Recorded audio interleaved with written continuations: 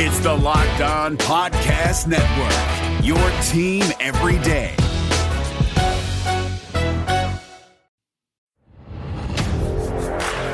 You're listening to the Peacock and Williamson NFL Show, your daily podcast on the National Football League, powered by the Locked On Podcast Network. Your team every day.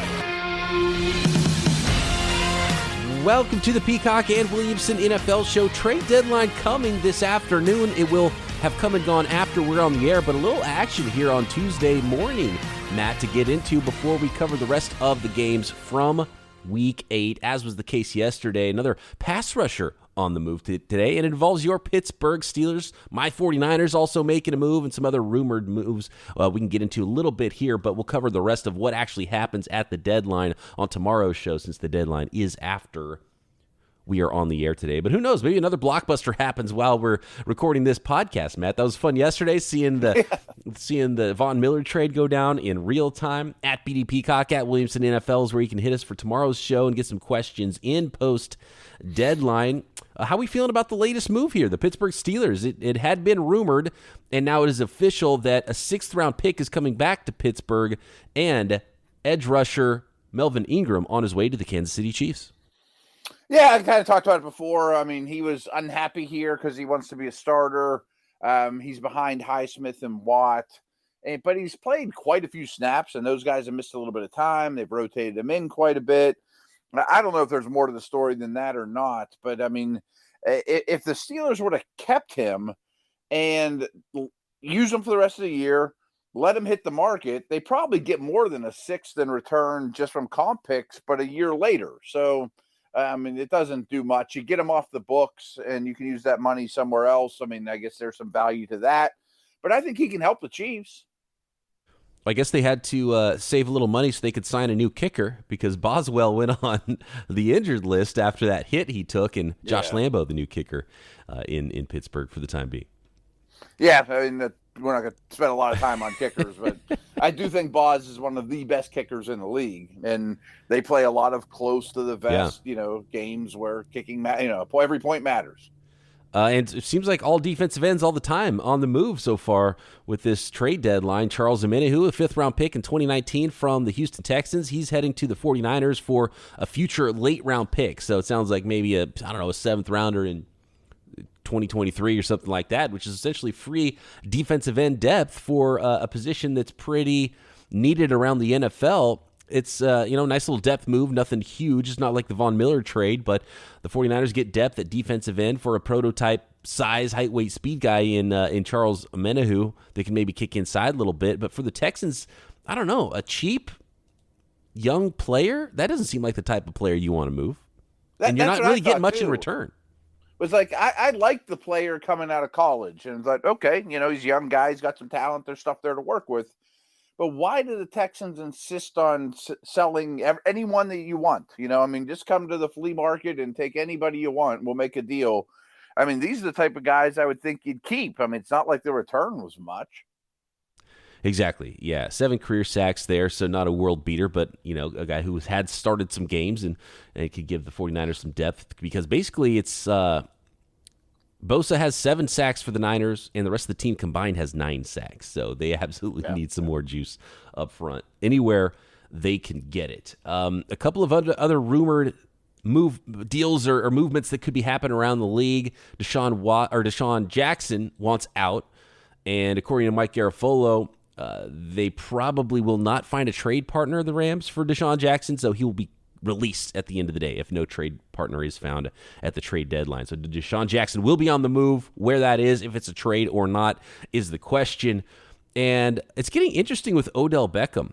LeBron James, noted NFL enthusiast LeBron James and friend of Odell Beckham, he tweeted today saying, OBJ will show again why he's special.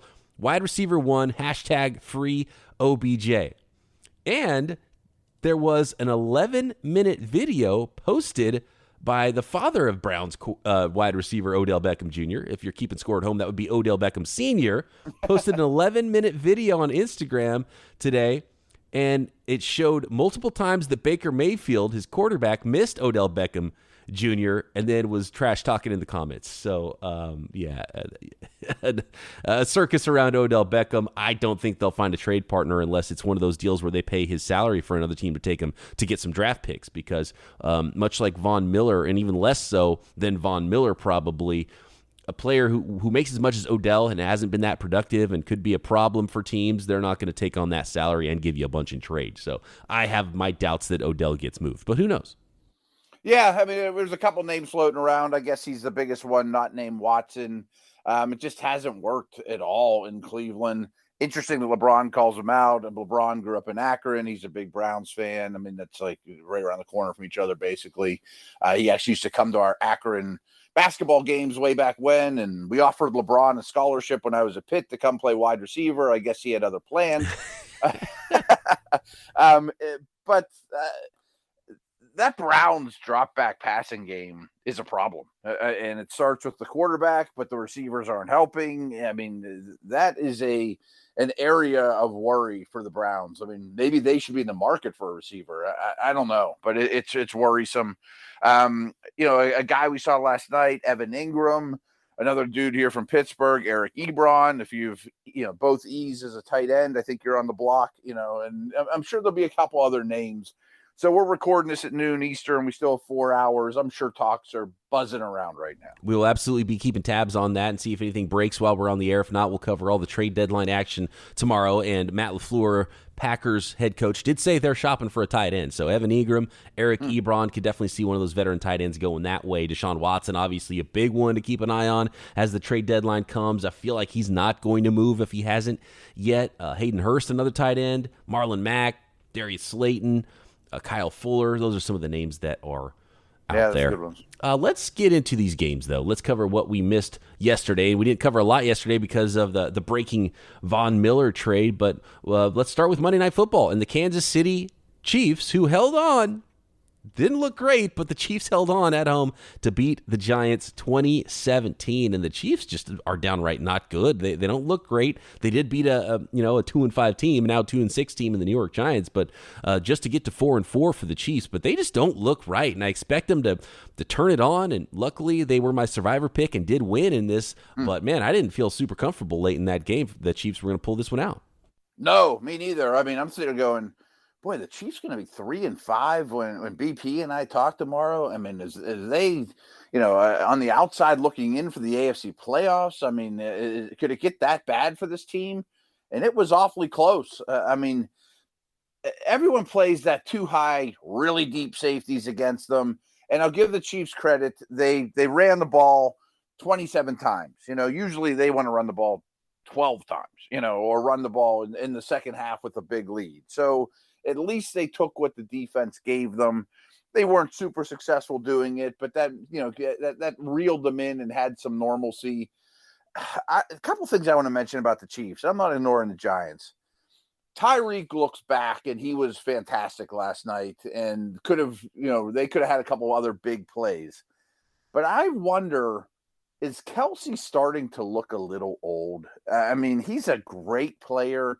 He just looks a little more awkward out there when adjusting to bad balls or after the catch. I mean, the bar was really high, but I'm just curious, are we seeing the beginning of the end here? That's a rough statement. He's going to be a Hall of Famer, but they're hurting for other weapons. They don't have great running backs. It feels like everyone's going to focus on Tyreek, and if Kelsey catches 8 for 75, so be it. And Mahomes is obviously to credit for this more than anything, but the turnovers for Kansas City are just remarkable. I mean, they have other problems, but if they could get their turnovers at least in check, just not be horrendous and the worst in the league by a wide margin with turning the ball over, they'd be fine. They may not be great, but they'd be fine.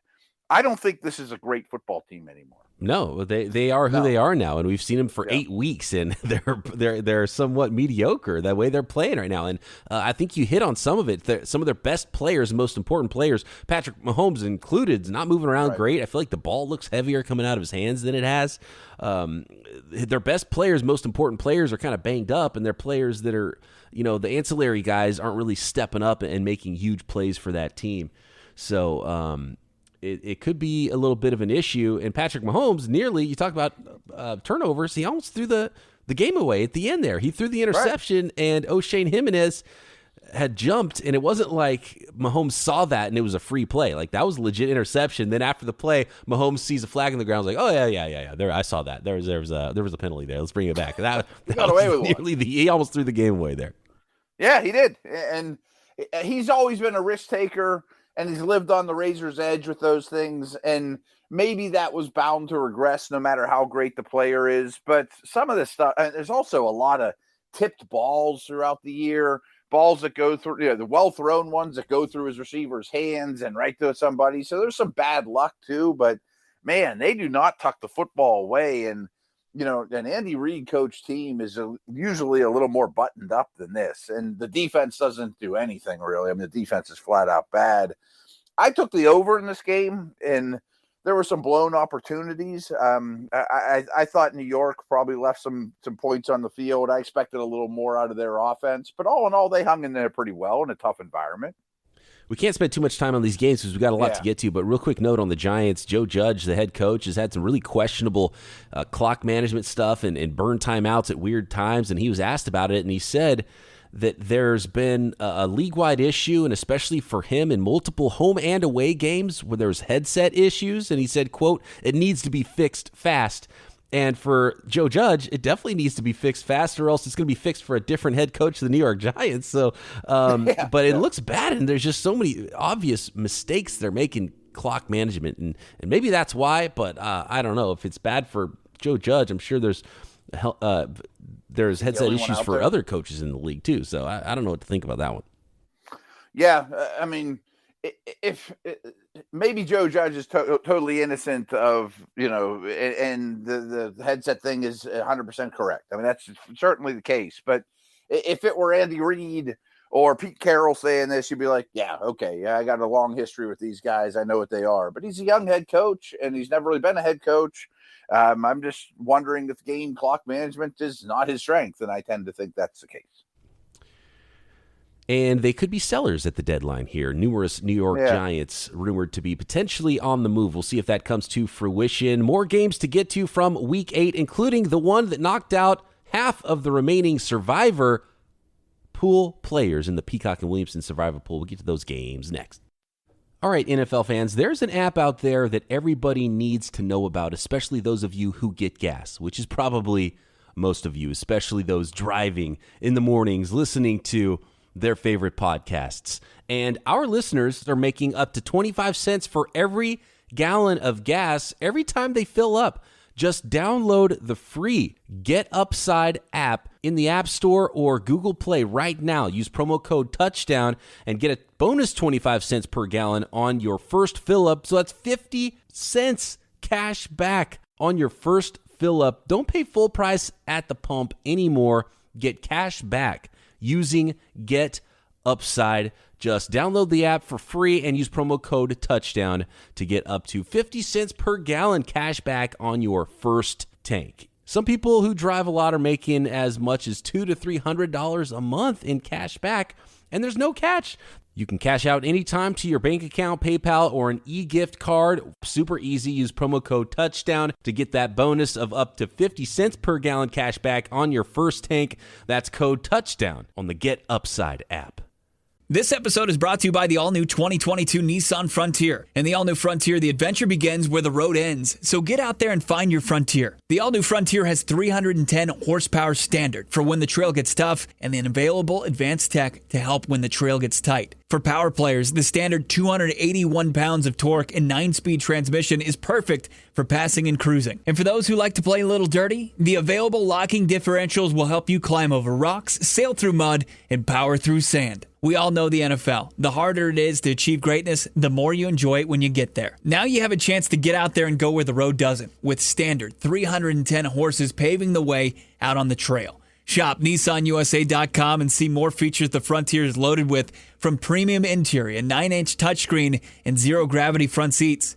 Find your Frontier today in the all-new 2022 Nissan Frontier. Shop NissanUSA.com.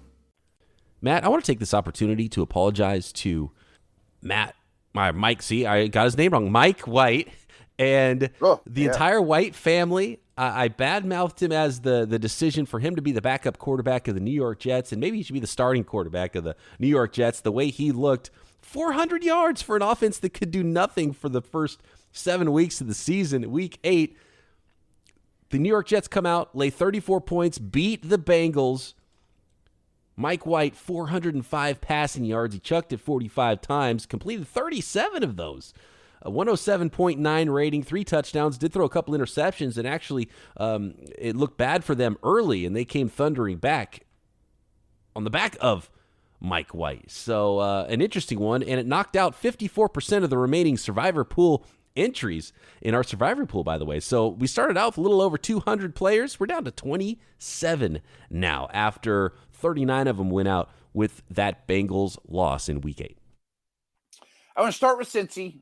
First of all, we saw Tennessee lose to the Jets team as well. And, can you just talk how we were talking about Joe Judge? I mean, I think that there's an art or a beauty to being able to keep your team up week to week, or to learn how to truly be a winner in this league. And there's not, I'm not saying letdowns or take teams lightly, because everyone in the NFL can play, but it's hard to keep your team up that is not used to winning, and to learn how to win in this league. So maybe this is a valuable lesson for the Bengals, and an embarrassing one.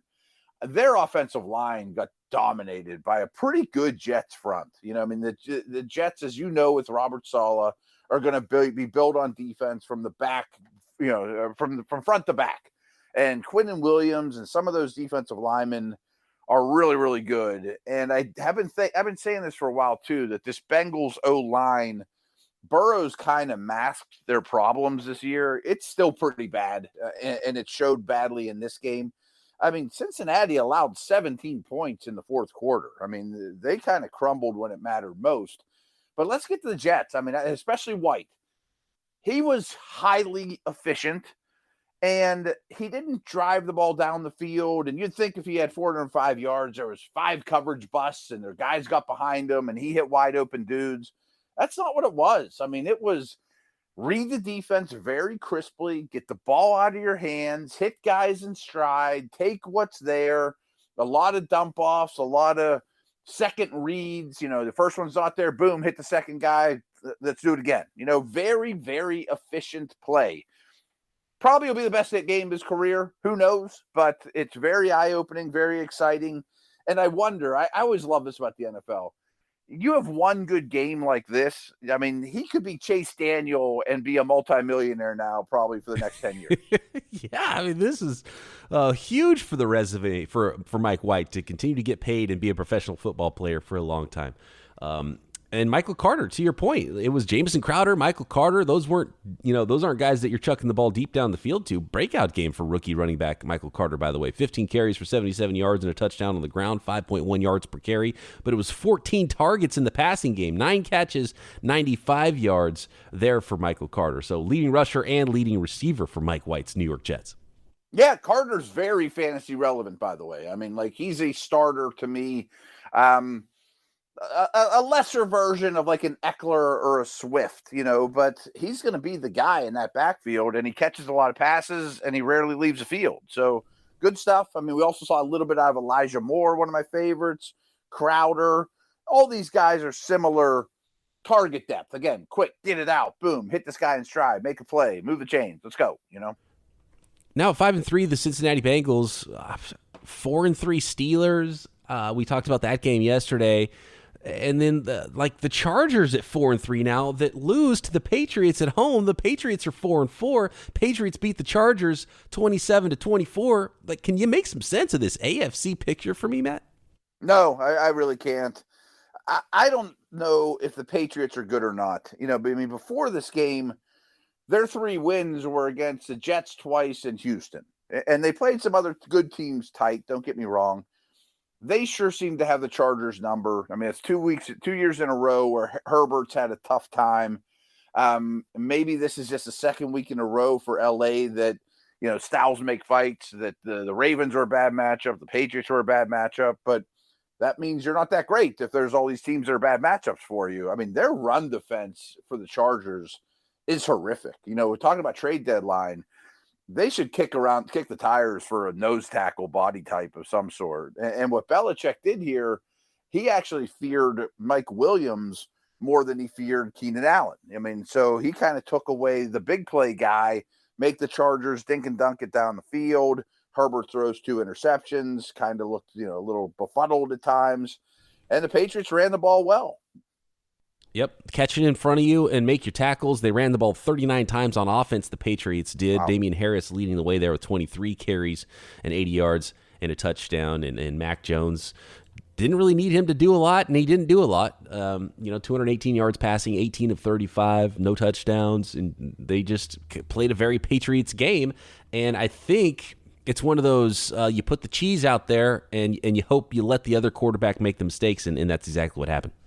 Yeah, I mean, Belichick doesn't have a lot of talent, but boy, he's game planning well week to week, and this is the type of game they have to play, make fewer mistakes, don't lose the game. I mean, that's something that's a big Belichickism too, is we got to figure out how not to lose this game as opposed to we got to do all these things to win it, and I thought that was a really good formula. I guess New England's in the playoff hunt. I mean, are they much different than Pittsburgh, Cleveland, Cincy, the Chargers? I mean, these other teams in the AFC all fighting for 7 spots. It's crazy. Their record would say they're in it. I have a hard time believing it, but they do have Bill Belichick, and if you can beat a really good team like the Chargers, then you can be in it, I think, if you're the Patriots. But, yeah, someone's got to step up in that conference. Let's switch over to the NFC. I might give us a really hard homework assignment. Okay. And you could veto it, but should we power rank the AFC? That would kind of be terrible. Just the AFC. Let's do that. Okay. I think that would be fun. Let's do that for tomorrow. I'll do it.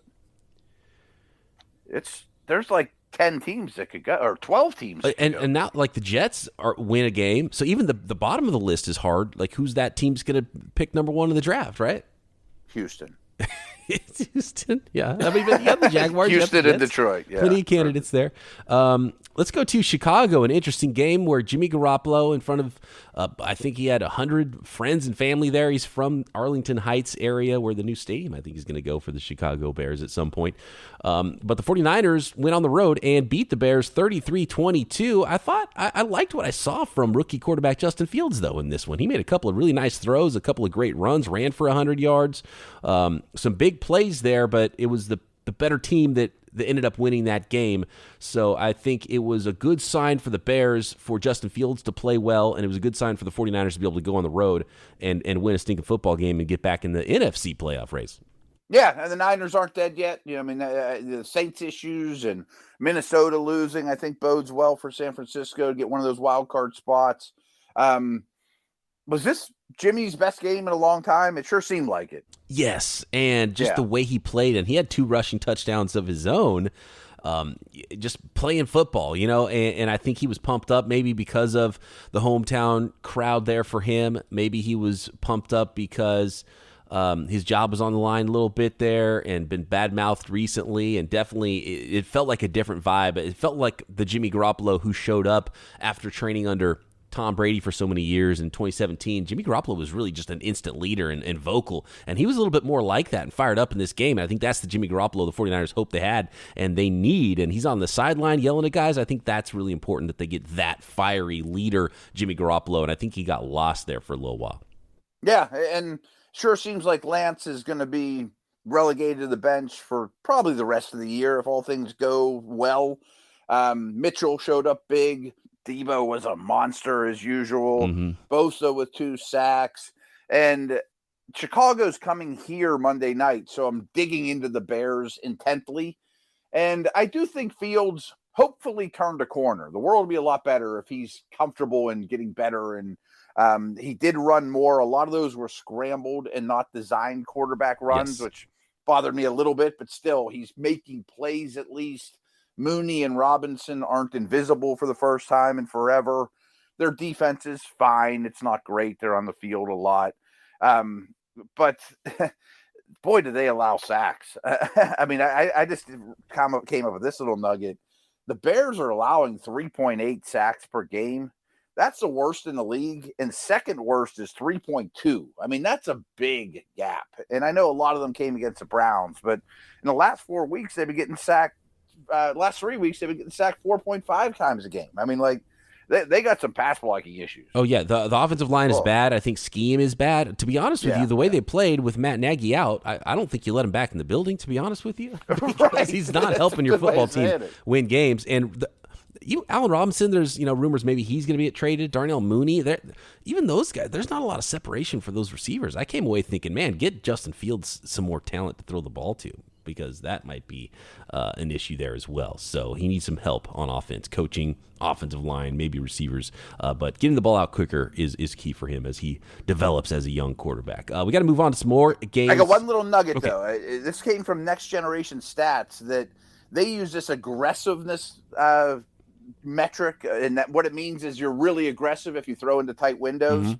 Well, Fields is the top of the list for the year in terms of having to throw into tight windows, to your point, and that's too hard on a rookie quarterback. Oh yeah, that makes sense. And part of it's probably just, route combinations they could make easier for him, and then part of it is not a lot of separation, and he's down to let it fly and still try to make plays. Yeah, absolutely. But yeah, you're right. I wouldn't let Gase back in the building. Right, exactly. We don't have to spend too much time on this one. The Dolphins falling in Buffalo to the Bills 26-11. The 1-7 Dolphins. That's another one that we have to talk about, where they're going to get power ranked in the AFC. The Bills, I think, will be near the top. Are they all the way at the top? Still have a couple losses on the resume, though, at 5-2. Just kind of handled business. Didn't do a lot in this game. They just beat a team they're better than, 26-11. Yeah, I don't have a lot for this one either. We could probably move on, talk about these teams, maybe even tomorrow. I thought Devontae Parker was a nice addition. Tua seems like he's playing pretty well the last 3 games, but still, I say this every week, makes 2 or 3 moves, interceptions that make you go, oh, man, what are you doing? Of course, the Dolphins don't run the ball at all. Maybe their defense is taking a step forward and is a little closer to last year's version than the abysmal unit they've been this year. I didn't think the Bills played great, though. Which is why things are so difficult to figure out in the AFC. The teams you think are great don't show up and play great. So, let's power rank those. I think that will be fun. And recap the rest of the Week 8 schedule next. Folks, in life, we're all bound for different things. With beachbound.com vacations, you could be bound for adventure, bound for passion, bound for discovery, or bound for togetherness, bound for immersion, bound for rejuvenation, or you just want to be bound for encountering the unexpected. Personally, man, when I'm at a beach or a beach resort, I'm bound to end up at the poolside bar, drinking my hand, maybe creating my own taco flight or having a good meal. As long as I've got a good view and a good drink in my hand, I'll be happy as can be. But with beachbound.com, you can find the perfect beach vacation for you, no matter what you are looking for. So, what are you bound for? Visit beachbound.com today. David Harrison here, the Locked On Washington Football Team podcast, celebrating with you a 21 grain salute to a less boring sandwich thanks to Dave's Killer Bread. I don't know about you guys, but when I eat pizza, I eat it for the toppings, not the crust. And when I eat a sandwich, it's for what's inside the bread, not for the bread. But when I throw a sandwich on 21 whole grains and seeds, thin sliced bread from Dave's Killer Bread, it is the epitome of addition by subtraction. That thin sliced bread lets me focus on what's inside the sandwich, but also adds to the sandwich with killer taste, killer texture, killer nutrition, a subtle sweetness, and a seed-coated crust. Dave's Killer Bread is America's #1 organic bread for a reason. It tastes so stinking good. Dave's Killer Bread is made with the highest quality organic and non-GMO ingredients and is power-packed with whole grains, fiber, and protein. Visit daveskillerbread.com to learn more and look for Dave's Killer Bread in the bread aisle of your local grocery store. Let's move on to the Panthers and Falcons, which was somewhat of an ugly game, and it was the Panthers get back in the win column after starting 3-0, their first win since 4 losses. 4-4 now on the season, 3-4 Falcons. The Panthers came away with a 19-13 victory. I'm trying to figure out how Carolina won this game, and they had the ball over 35 minutes. That's a big portion of it, and Atlanta turned the ball over twice. It seemed like a pretty evenly played game from what I saw, though. And, this Ridley situation's a little worrisome. I don't think either one of these teams is a contender, but I know you've liked that Panthers D, and I do as well. They played a very good game, and the one note I did get out of it, which kind of affects both teams, was from what I saw and some things I've read and heard since then, they played a lot of man coverage with their new corner, Stephon Gilmore, on Kyle Pitts. Like Pitts better get used to being like the Revis treatment now. Right, yeah, especially if Ridley's not going to be playing. And Ridley takes himself out, mental health issues there that he's dealing with, and took himself out, and he stayed in my Peacock and Williamson fantasy lineup, got me 0 points. That was a rough one I did not see coming on Sunday morning. Sam Darnold dealing with a concussion, and he played okay, rebounded, wasn't throwing the ball to the wrong team, didn't throw any touchdown passes, but now he's concussed, and so now the Panthers might have to start P.J. Walker. There's a lot of rumblings that maybe they could make the call to reunite with Cam Newton, but they might need a quarterback, just an extra body there at quarterback if Sam Darnold doesn't pass concussion protocol. He might be out this week. McCaffrey has to be coming back sort of soon, right? We can look at that later in the week. We'll check on that when we do our previews. I think his 3 weeks has passed for sure, and so he might be on his way back potentially from returning. Or they could use somebody like that. Reserve. Eagles whooped up on the Detroit Lions. So much for Dan Campbell's group keeping games close. They did not keep this one close at all. They did get on the board in the fourth quarter there, but 44-6. What are the takeaways with this game, if there are any, aside from just an undermanned Detroit Lions football team, even against a team like the Eagles, where Jalen Hurts was 9-14. 9-14, right? He didn't set the world on fire at all. Gardner Minshew makes an appearance in this game, 2 of 2 passing, with his mustache and his sleeves with the funky cut. But yeah, I don't even know what you take away from this game. Yeah, but this was 38-0 going into the fourth quarter. I didn't see this coming. And I'm embarrassed, but this was a 3-point spread, +3 of the Lions. I put a couple bucks on the Lions money line, and it made me realize some of these, quote, bottom tier teams I didn't have a very good handle on. I thought the Lions in Houston might be not horrendous. They're horrendous. Both those teams are just awful, awful, awful, and may not win another game this year. I'm not taking it away from the Eagles, but the Lions are that bad. Where the Jets and are able to do something. They're going the right direction of the junk teams. I don't have much of a takeaway. I don't think Goff is the answer. I think they need to address that. There's not a lot of building blocks on this team, especially on defense. But the Eagles ran the ball 46 times. That's what I wanted to talk about. Everyone's scrambling for fantasy football running backs right now, and probably nobody started Jordan Howard, who got 2 touchdowns, and another 2 touchdowns for Boston Scott. Kenneth Gainwell, it was 12, 12, and 13 for carries for those 3 running backs. Gainwell didn't really get much going at all, so he was, the big loser, and probably the most likely one that people were starting with Miles Sanders in there. So that was fantasy owners probably very frustrated with the box score from this game. Very. I might throw a low ball offer out for Miles Sanders while he's hurt, though. Maybe this coaching staff realizes that there's value of handing the football to running backs. Maybe. This is just an odd game. We could probably just move on. We can move on. Good for the Eagles. And here's another blowout. And actually, the Texans came on late and didn't make it look like quite the blowout. Another game that was 38-0 going into the fourth quarter. 38-22 was the final here as the Rams at 7-1 beat the 1-7 Houston Texans.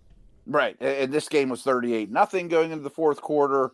As the Rams often do in the preseason, they're the team most likely to rest players or get them off the field.